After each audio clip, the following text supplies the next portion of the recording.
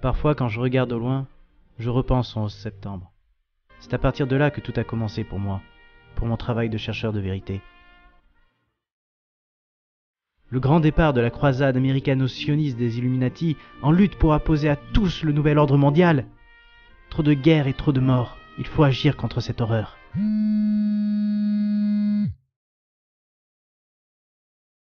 Ah, c'est juste un mail. Amnesty International a besoin de vous. Faites un don ou aidez-nous à sauver des réfugiés victimes d'un conflit armé. Comme si ces marionnettes aux mains des sionistes pouvaient changer quoi que ce soit. Il ne sert à rien d'agir sur le terrain. Il vaut mieux que je reste devant mon ordi et que je fasse des vidéos sur la démolition contrôlée du 11 septembre. C'est ça qui est le plus important à l'heure actuelle. Pour sauver des vies. Maintenant, je vais vous révéler la vérité sur le plus grand complot de l'histoire de l'humanité. Le 11 septembre. Ah, je brûle. C'est un monde. Kevin, je peux te demander Des bunkers. Cette fois, c'en est fini, toi. Rien ne m'empêchera de dire la vérité au monde entier. Après 15 ans, 15 longues années, les mensonges des médias mainstream ne tiennent plus. C'était une démolition contrôlée avec des bombes nanothermiques israéliennes posées par des agents du Mossad pour faire tomber les tours à la vitesse de la chute libre, comme l'ont dit des milliers d'ingénieurs et d'architectes. Et les pilotes d'avion n'étaient en fait que des agents de la CIA, car des terroristes en turban n'auraient jamais pu détourner un avion. Et puis d'ailleurs, les avions étaient télécommandés à distance par des télécommandes.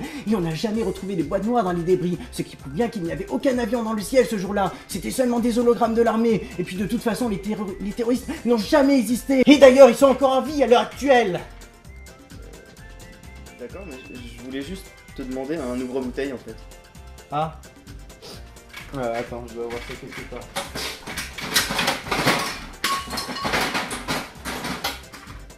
En fait, j'ai qu'un décapsuleur. Tant pis, laisse tomber. Mais qu'est-ce que c'est ces calculs sur ta feuille? Tu apprends les mathématiques, Kevin? Mais c'est très bien, je vois que ta curiosité finalement t'amène à faire des choses constructives, c'est vraiment bien. Oui, exactement, je me suis dit qu'il était temps que je fasse des analyses scientifiques, mathématiques et très poussées à ce sujet. Alors je suis en train de faire des calculs pour essayer de voir si la hauteur des tours jumelles et l'angle de pénétration des avions ont un rapport quelconque avec pi ou le nombre d'or. Commence pas à te moquer de moi, il y a des coïncidences très troublantes dans ce dossier. Par exemple, sais-tu que le nombre total des ascenseurs divisé par le nombre total des terroristes est égal exactement au nombre d'or fois pi? Ça te la coupe, hein? Je suis pas sûr que cela prouve quoi que ce soit, tu sais...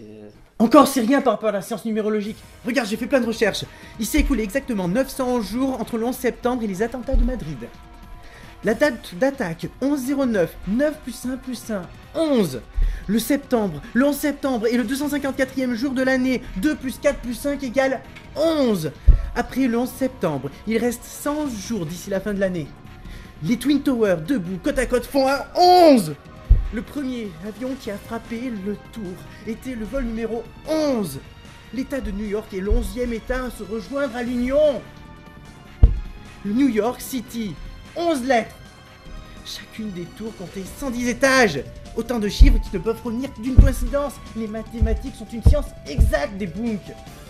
La physique aussi est une science exacte, Kevin, et c'est pas pour autant qu'en multipliant les nombres d'atomes dans une molécule, tu peux prédire les dates des attentats.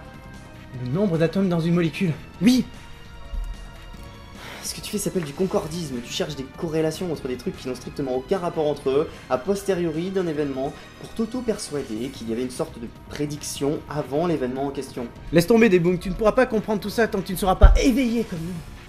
Bon, tu l'auras voulu, je vais faire une vidéo debunking sur le 11 septembre, sur internet, dès aujourd'hui. Comme tu veux, mais de toute façon, plus personne ne vous croit, vous, les tenants de la propagande officielle. Il n'y a pas besoin d'avoir de la science pour voir la vérité sur internet. Un incendie ne peut pas causer la chute libre d'un bâtiment.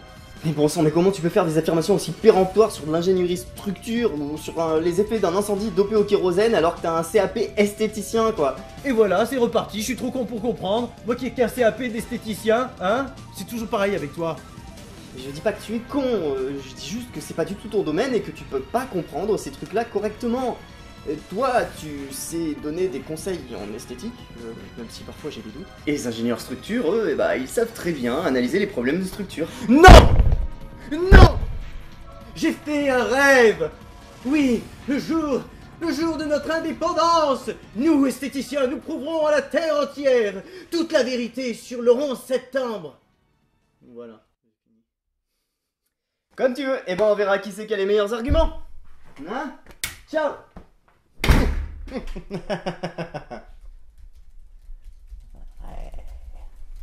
Ouais. Ouais.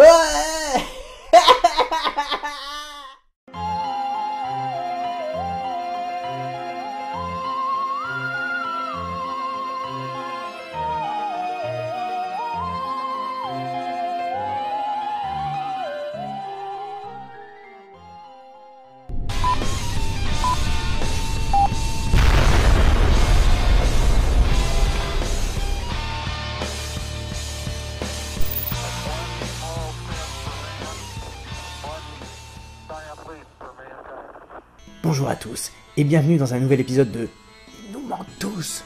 Aujourd'hui nous allons parler du 11 septembre, le plus grand complot de l'histoire de l'humanité. Personne ne nous empêchera de dire la vérité. Alors c'est parti. Bonjour et bienvenue pour un nouvel épisode de Débunker. Aujourd'hui, nous allons voir que la fameuse théorie du complot du 11 septembre est tout aussi ridicule que toutes les autres. Rien n'entravera la marche de la science et de la raison. Alors c'est parti. Un travail de recherche de la vérité repose sur des sources solides. Alors je vais vous donner ceux du 11 septembre. Cette fois-ci, certains débunkers ne pourront pas dire que je n'ai pas lu des choses. Aux USA, il y a la fameuse association des 2500 ingénieurs et architectes sur la vérité du 11 septembre. AE 911 for Truth on 9/11. Il y a des fameux scientifiques comme Richard Gage et Stephen Jones. Il y a aussi David Ray Griffin de Scholar for Truth. Bon après moi je comprends pas trop l'anglais donc je vous conseille plutôt l'effroyable imposture de Thierry Messant et surtout la vidéo incroyable de Jean-Marie Bigard sur le 11 septembre. On ne dira jamais assez à quel point Jean-Marie Bigard est un génie scientifique. Éveillé à la vérité, comme nous tous. Et puis il y a les documentaires aussi qui m'ont permis d'apprendre la vérité. Il y en a 3. Heureusement ils ont été traduits en français. Il y a Loose Change version 1, 2, 3 de Avery, Bermas et Rowe qui sont des Américains. Et puis il y a aussi Zéro des Italiens Chiesa et Fracassi. Et il y a aussi le nouveau Pearl Harbor de Mazzucco, italien. Et oui, les Italiens sont de grands chercheurs de vérité. D'ailleurs, je me demande si je suis pas italien un petit peu quelque part. Probablement le cousin de ma grand-mère qui était... Il faut commencer par viser directement la source du problème, c'est-à-dire les conspirationnistes qui diffusent massivement la désinformation autour de l'événement, et qui arrivent admirablement bien à faire douter quiconque ne connaîtrait pas très bien le dossier. Grâce à une accumulation rapide et indigeste de détails insignifiants, de coïncidences et de raccourcis faciles, parfois même incohérents entre eux, mais qui donnent une espèce d'impression de masse énorme d'arguments indiscutables. C'est pourquoi il faut rester très prudent avec ce genre de vidéos et de livres et garder son esprit critique affûté pour ne pas se laisser berner par leurs arguments faciles et séduisants. Ils ont des méthodes argumentatives qui font mouche, comme par exemple mélanger en permanence les faits réels et les affirmations péremptoires infondées pour créer la confusion dans le cerveau du lecteur ou du spectateur, et aussi venir parfois provoquer son affect, son émotion, pour lui donner une sorte de sentiment d'injustice contre le système, et ainsi l'empêcher correctement de réfléchir. Les conspirationnistes qui publient ce genre de livres ou de vidéos se font énormément d'argent, n'oubliez jamais cela. Ils ont un intérêt personnel à ce que la théorie du complot continue à se propager partout. Tout d'abord, il est bon de préciser que je ne m'amuserai pas à débunker tous les arguments de toutes les vidéos complotistes, parce qu'il y en a des centaines.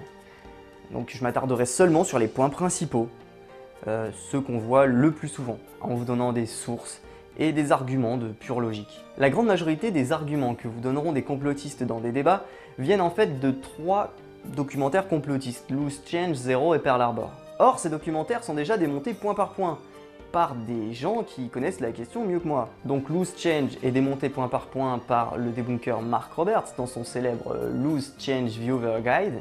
Et d'ailleurs vous pourrez aussi retrouver ce débunkage sur le site Screw Loose Change ou sur le site 9/11 Research. Et parce que j'adore les arguments ad hominem, on découvrira aussi la personnalité très discutable des auteurs de Loose Change dans une autre vidéo YouTube.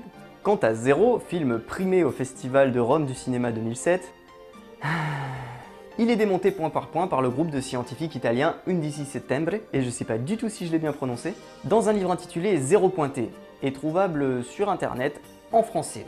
Et vous pouvez d'ailleurs trouver sur le même site les réponses aux questions posées dans le documentaire Le Nouveau Pearl Harbor, mais cette fois par un spécialiste français. Pour Thierry Messant, la meilleure réponse qui ait été donnée à son livre L'effroyable imposture, c'est le livre L'effroyable imposteur de Flametta Vénère. Parce qu'elle était vénère. Je ne referai plus jamais une blague comme celle-là. Elle y explique entre autres le conflit d'intérêts qui biaise les arguments de Thierry Messant, à savoir qu'il habite en Syrie et qu'il est proche du régime de Bachar el-Assad et qu'il travaille pour le Hezbollah. C'est un sacré bagage quand même. Il soutient la Syrie dans le cas du Liban, il va voir le Hezbollah, il va en Iran pour rencontrer la personne qui s'occupe de la censure en Iran, c'est quand même assez drôle. Pour Jean-Marie Bigard, on se demande bien ce qu'il est venu faire dans ce débat. Il est à peu près aussi légitime pour remettre en cause les rapports du NIST que cette plante verte. Concernant enfin les 2500 architectes et ingénieurs de AI 9/11 for Truth, il va falloir que j'entre dans les détails un petit peu, parce que c'est là un des gros arguments des complotistes. Waouh, 2500 architectes et ingénieurs qui croient à la théorie du complot du 11 septembre, mais c'est que c'est forcément vrai? Non. Attention, la plupart ne sont évidemment pas spécialisés en ingénierie structure. Le seul que j'ai pu trouver dans leur liste sur leur site internet, c'était un certain Ron Brookman. Mais peut-être qu'il y en a d'autres, auquel cas, si vous les avez trouvés, mettez-les dans les commentaires. Le fondateur et leader de cette charmante petite troupe s'appelle Richard Gage. Et là on se dit waouh, le leader d'une troupe de 2500 architectes et ingénieurs qui cherchent la vérité, c'est forcément une sommité scientifique. Eh bien voilà une preuve du sérieux de ce cher Richard Gage dans une vidéo où il essaye de nous prouver la résistance dans l'air de la chute d'un immeuble de 100 étages et 500 mètres de haut avec 3 bouts de carton. Ready, 1, 2, 3. Oh my God, the one that had no resistance under it falls at free fall speed. Avec une approximation de cet acabit, il pourrait tout aussi bien prétendre que le naufrage du Titanic est le fruit d'une conspiration.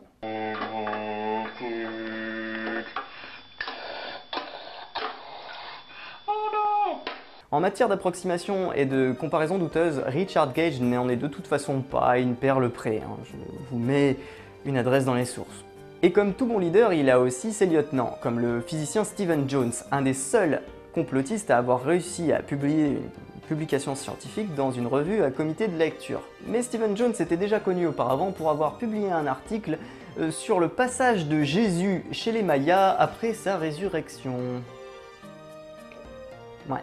Question, peut-on accorder le moindre crédit à des personnages de ce genre? C'est à vous de vous faire votre propre idée. Et je vais citer maintenant Gregory Urich, une personne bien embarrassante pour le mouvement For Truth. C'est un ancien membre d'AI 9/11 for Truth, et il a publié une lettre qu'il avait envoyée à Richard Gage, an open letter to Richard Gage and 9/11 for Truth. Dans sa lettre, il remet en cause les dites caractéristiques de la démolition contrôlée des tours jumelles. Enfin, ai-je besoin de préciser que ce nombre de 2500 architectes et ingénieurs, qui a l'air énorme, ne représente en fait qu'une poignée de gens par rapport à tous les architectes et ingénieurs qui font partie des associations d'architectes et ingénieurs aux États-Unis, et qui eux ne remettent pas en cause les rapports de la FEMA, la NIST et le NTSB. Et voici une liste de ces principales associations.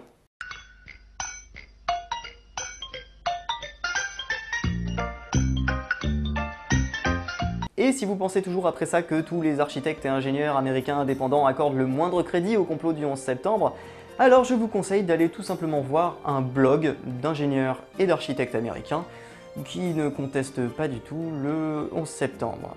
Il s'agit du Blogspot 9/11 Engineers. Petite anecdote amusante au passage, la dernière tentative de rouvrir l'enquête du NIST par la poignée d'architectes d'intérieur de AI 9/11 for Truth aux États-Unis lors du meeting annuel de l'AIA s'est soldée par un lamentable échec lors du vote, à 3892 votes contre 160.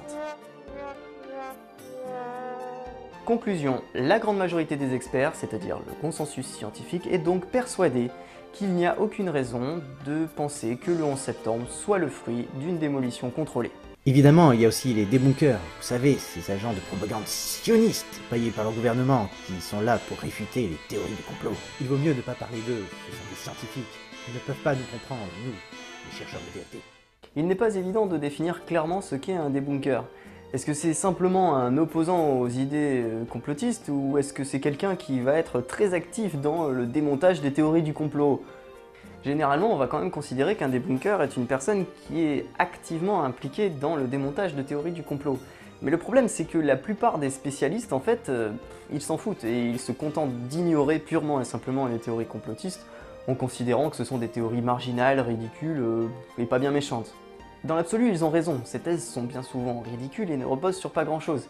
Mais certains pensent comme moi que le phénomène est justement loin d'être marginal, et qu'avec Internet, justement, il prend beaucoup d'ampleur, et qu'il est donc urgent de s'y intéresser et de montrer une opposition publique et engagée contre ce phénomène social. Aux États-Unis, une des grandes références du debunking du 9/11 est Mark Roberts, une personne qui connaît tous les témoignages, toutes les publications. Il est hallucinant. Et il a d'ailleurs déjà fait plusieurs débats très intéressants avec des complotistes du mouvement Fort Truth. Il est aussi le fondateur de 911myth.com, une des plus grandes bibliothèques de sources de debunking du 9/11 en ligne en anglais. Et dans les autres sites anglophones qui font également très bien ce travail de debunking, on retrouve Metabunk ou Debunk 9/11. Mais en France, nous ne sommes pas en reste et nous avons la chance d'avoir Jérôme Kiran, agrégé de génie civil, option structure ouvrage, docteur en mécanique des matériaux et des milieux complexes, des structures et des systèmes. Il a juste été pendant 15 ans le débunker le plus actif et le plus prolifique en France sur le 11 septembre, par l'intermédiaire notamment de son site bastison.net. Il est intéressant également de parler de l'Italie, où la vague conspirationniste est encore plus populaire qu'ici. Et là-bas, il s'est créé un groupe de scientifiques s'appelant Undici Settembre pour débunker les documentaires sensationnalistes italiens qui ne manquent pas de sortir sur le 11 septembre, comme le nouveau Pearl Harbor ou Zéro. Et sinon, pour avoir d'autres sources en français sur le 11 septembre, je vous conseille aussi par exemple le blog Perle du 911, ou bien des sites plus généralistes comme Conspiracy Watch ou Hoaxbuster. Ceci est la reproduction exacte du World Trade Center. À quelque chose près. Évidemment, il faut parler de la version officielle. Elle est tellement drôle. 19 terroristes, avec des turbans, armés de petits canifs, ont réussi à prendre possession d'un avion. Et l'avion, qu'est-ce qu'il a fait? Il a fait paf! Évidemment, l'acier aurait fondu et aurait cédé. Ainsi, toute la structure serait tombée comme par magie à la vitesse de la chute libre. Ce qu'il est amusant de constater, c'est que les complotistes, lorsqu'ils parlent de la version officielle, ont presque toujours une vision complètement fausse de la version officielle. Ils attaquent la version officielle telle qu'elle est décrite dans les documentaires conspi, c'est-à-dire une version totalement tordue et biaisée. En zététique, on appelle ça un homme de paille. Effectivement, les 19 terroristes n'étaient pas des sauvages en turban venus des grottes afghanes. La plupart étaient des agents dormants d'Al-Qaïda aux USA, des Saoudiens éduqués. Mohamed Atta était même un ingénieur diplômé, un thésard. Je vous rappelle aussi que Ben Laden était un milliardaire saoudien et en plus aidé financièrement par des particuliers de la péninsule arabique. Alors penser qu'Al-Qaïda était juste une sorte d'association terroriste folklorique au fin fond d'une grotte afghane, c'est juste faire preuve d'une très grosse méconnaissance du monde terroriste et islamiste. Se payer un permis d'avion en France coûte entre 10 000 et 20 000 euros. N'importe qui peut apprendre à piloter un avion. Vous, moi, n'importe qui. Et évidemment, les différents pilotes terroristes avaient suivi des cours de pilotage. On sait par exemple qu'en mars 2000, Mohamed Atta avait contacté plusieurs dizaines d'écoles de vol aux États-Unis pour apprendre à piloter. Entré sur le sol américain en juin 2000, il a suivi 2 sessions de formation intensive aux États-Unis dans un petit aérodrome de Miami. A noter que les terroristes se sont entraînés pendant des mois et des mois avant les attentats, et que les pilotes ont pris des cours de pilotage d'avions de ligne par simulateur aussi. L'un d'entre eux s'est même fait arrêter avant les attentats à cause de son comportement suspect. Je veux bien sûr parler de Zacharias Moussaoui. Arrêté 3 semaines avant les attentats par le FBI pour son comportement suspect, parce qu'il demandait à son instructeur de vol comment contrôler un Boeing en vol sans jamais poser de questions sur l'atterrissage et le décollage. Rassurez-vous, ce prix Nobel purge aujourd'hui une peine de réclusion criminelle à perpétuité. Ensuite, ils ont effectivement pris le contrôle des avions avec des couteaux et des cutters. Ils s'étaient déjà entraînés pendant des mois à faire passer ce genre d'objet en cabine dans les mois précédant les attentats dans d'autres vols aériens. Cela vous semble bizarre de prendre le contrôle d'un avion avec des couteaux? Avant 2001, un tel hijacking, comme on dit en anglais, était tout à fait possible, et même avec très peu de moyens. Il y avait déjà eu des exemples par le passé, et même sur le territoire des États-Unis.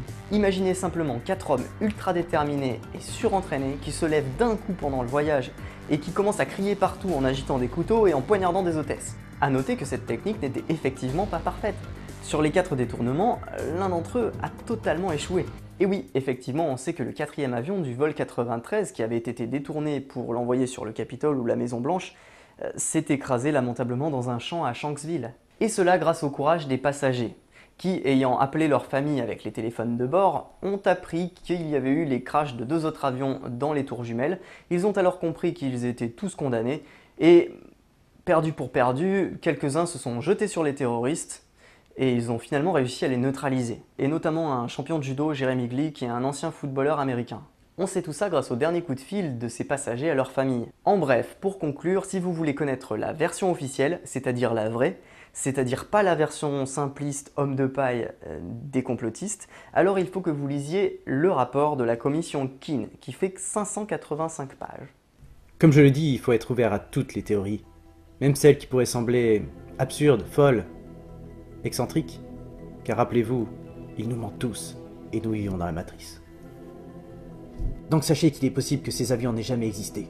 Il pourrait tout simplement s'agir d'hologrammes gigantesques, comme l'évoquent certaines vidéos de chercheurs de vérité.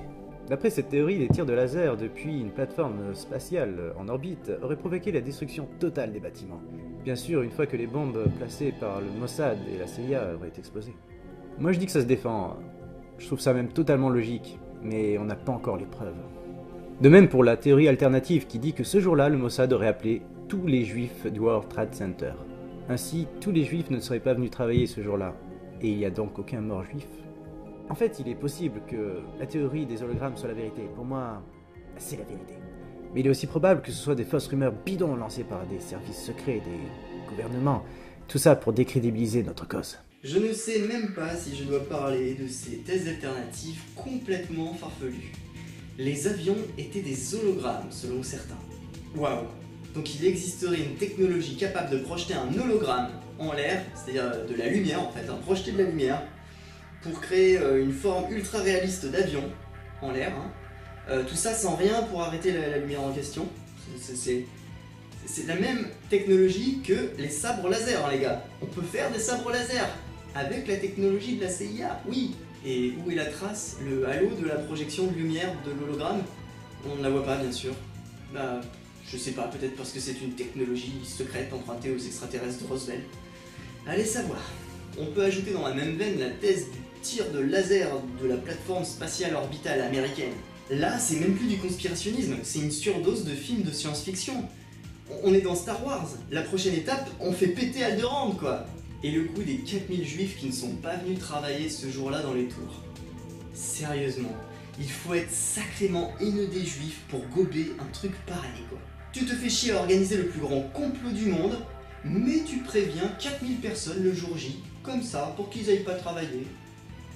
Et cela bien entendu sans qu'il n'y ait aucune fuite et qu'ils ne préviennent aucun collègue non juif. Parce que vous comprenez, les juifs ils sont tous intrinsèquement méchants et diaboliques. Oui mais eux alors, montre-nous le nom d'une victime juive si t'es si malin. Ok, je vous donne l'adresse d'un site internet où le nom des victimes juives est répertorié avec leur biographie.